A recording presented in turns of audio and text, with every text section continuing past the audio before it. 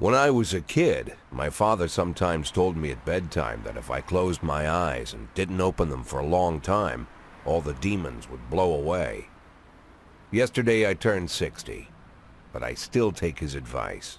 Not because I'm sentimental or want to keep the memory of my father alive. I just can't think of a better solution. To get away from all the demons that haunt Freeburg, I'd need to wear a blindfold 24/7. Plus, it's a good idea to act blind when talking to reporters. At least that's what my colleagues say. They're afraid of press conferences. But for me, it's more like a confessional. No matter what lies you tell, you're privately thinking the honest answers. It helps me remember who I am. The fact that I'll be reading all about it in the papers tomorrow is a small price to pay. Call it penance for the preacher.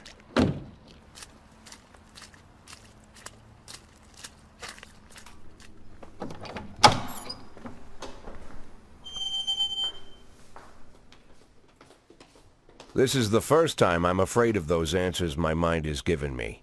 Not because I'm mad I'm losing my job. Though it's true, I'm mad as hell. Not because I subconsciously blame everyone else. Though I damn sure do blame them. And don't even ask me what my next move is. I can't imagine.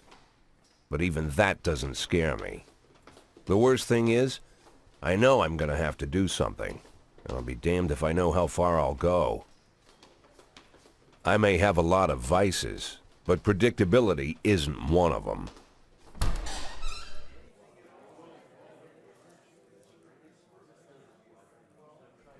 I learned a long time ago how to drive away the swarming demons.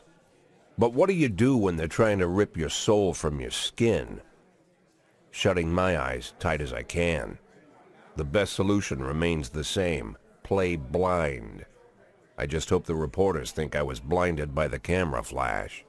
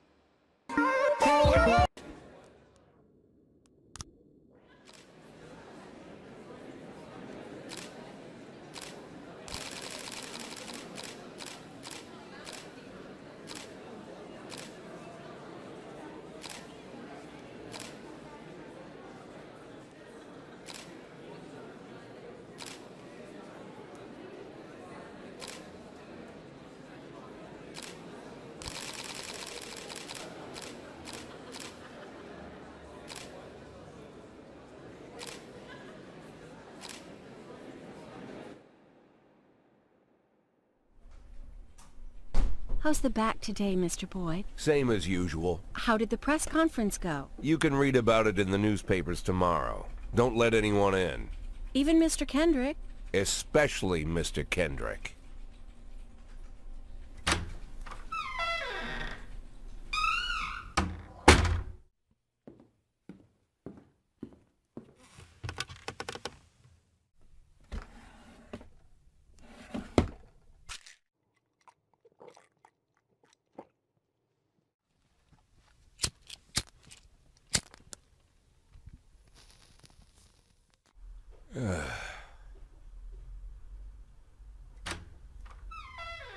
As soon as I heard the door creak, I knew what face I'd see. When I tell Emma not to let anyone in, there's only one man it could be. Rude, arrogant, no warning. That's Mayor Rogers in a nutshell. White summer shoes, white socks, white shorts, white polo shirt, and the white smile of a hungry shark. Mayor Rogers enters every room like he owns the place. Even the floorboards under his feet sound like they're creaking an apology. He never shied away from the odd corruption scheme. It's like the devil walks behind him. In the movies, the villains controlling the city play golf with the judges. Rogers plays tennis with them instead. That's about the only difference. Jack, I was hoping to catch you after the press conference. You ran away so quick. There's no smoking at City Hall. No reason for me to hang around. Well, this morning I signed a ban on smoking in all public buildings. Soon you won't be able to smoke here either. Soon enough I won't be here at all. That's what I wanted to talk to you about. The people of this city like you, Jack. The police chief of all people. Don't betray that, Jack. Don't get wrapped up in any schemes. Sit nice and quiet for the next 180 days, and you'll be remembered as a hero. That's the only thing that you still have left. Be the hero. Then how am I supposed to scrape together a retirement fund? You had a million chances to secure a luxury pension, one that even I would have envied, although I've never set aside any money for myself. I'm not planning to retire anytime soon.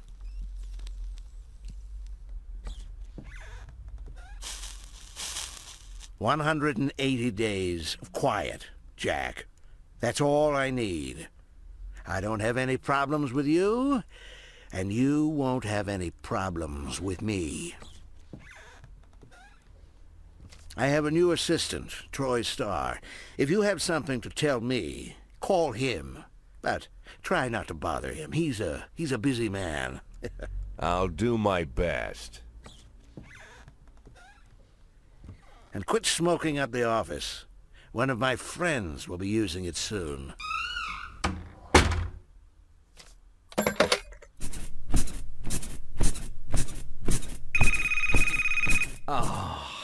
I'm sorry, babe. Only the mayor has this number. Mr. Mayor? Yeah, is this Troy Starr? Yes? Go fuck yourself, Troy Starr.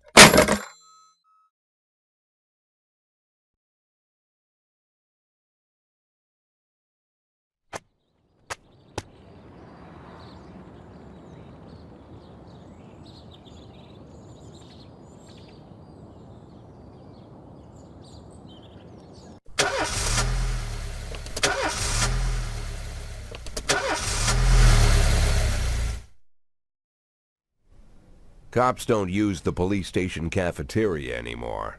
There's some kind of stigma against sitting shoulder to shoulder with your partners.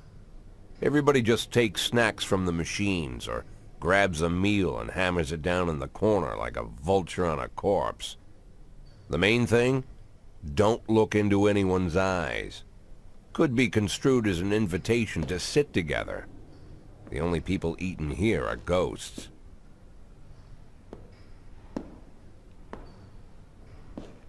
My deputy, Francis Kendrick. He recently became one of those ghosts. the subject of one of the most devastating corruption scandals in the history of Freeburg.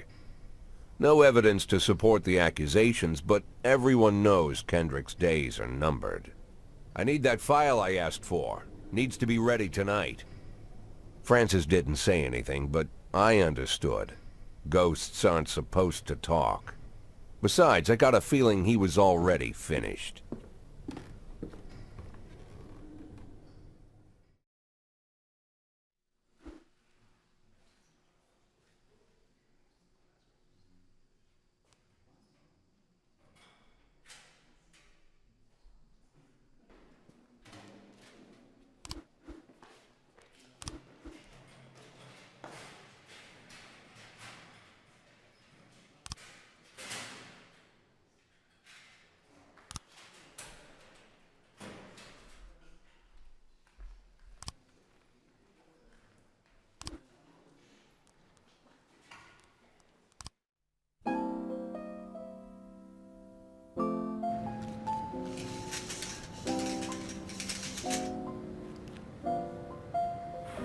Don't you leave me here. Don't you leave me here. 110 in progress. If you must go, sweet mama, please leave a dime for beer. Rooster crow and a hen ran around. She said, if you want my fricassee, 311A you'll in have to progress. run me down.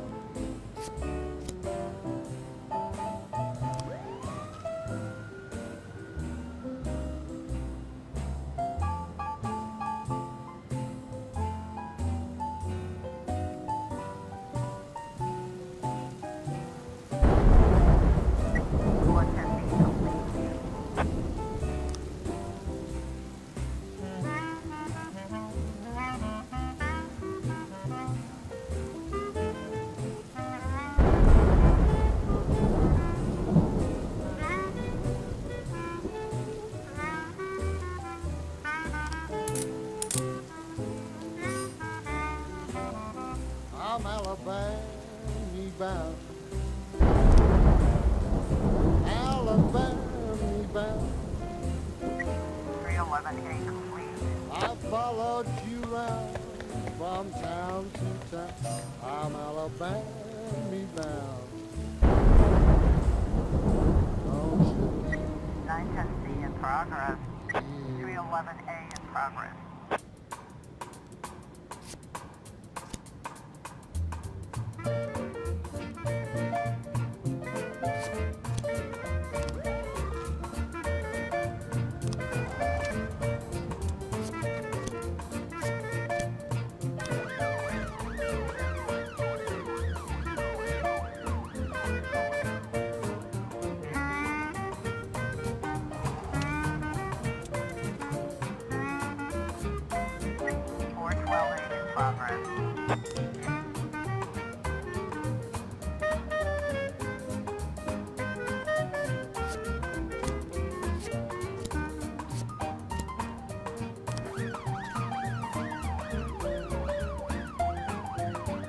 Officer, looks like we have a situation here.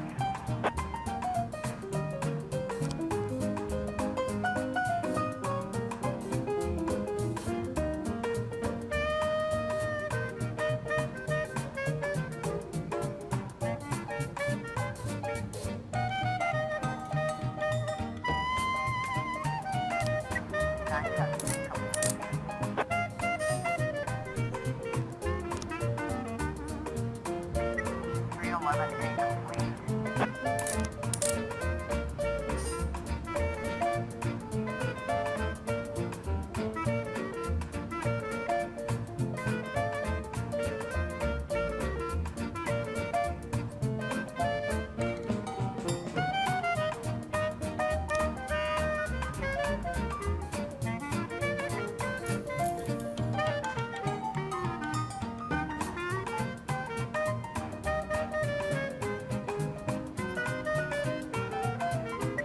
412A.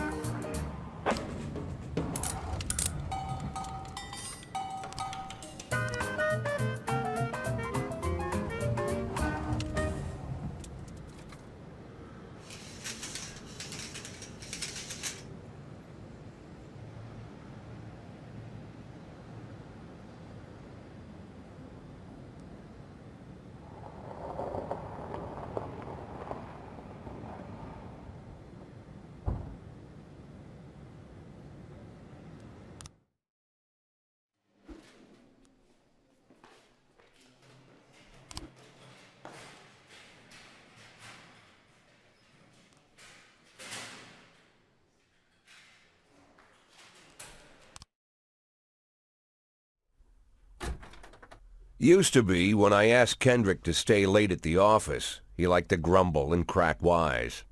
Nowadays, he doesn't have the strength for it. Slumped shoulders, blank stare, wrinkled skin. The past few weeks, I don't hardly recognize my old friend. In his younger years, he reminded me of a gallant royal officer in an old Kipling story. Kendrick isn't just crumbling under the weight of the public pressure, but from the shame of it all.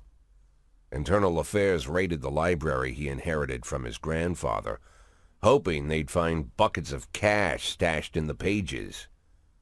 Heard about the look on his face, the fearless policeman standing helpless in horror. I've known Francis for 30 years. The past 20 years he's played loose with the law. And I know that at a certain point every stolen dollar brings more misery than anything else. Probably sounds crazy, but I sympathize with the guy. What can I do? Your friends are your friends, and these are the waters we swim in. Called all of the people on that list today.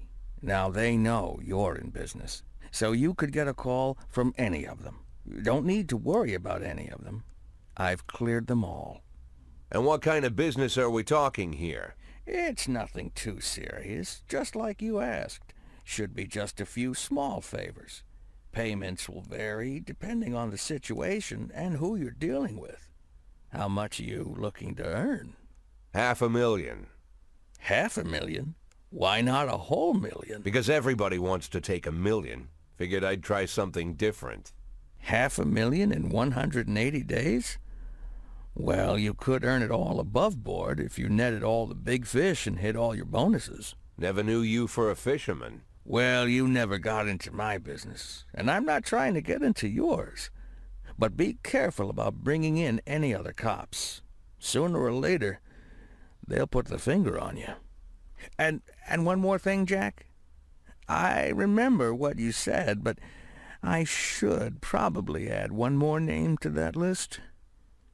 Christopher Sand. Sand. Christopher G. Sand. Everyone knows the name, but few could tell you who he is. The old man stays away from the spotlight.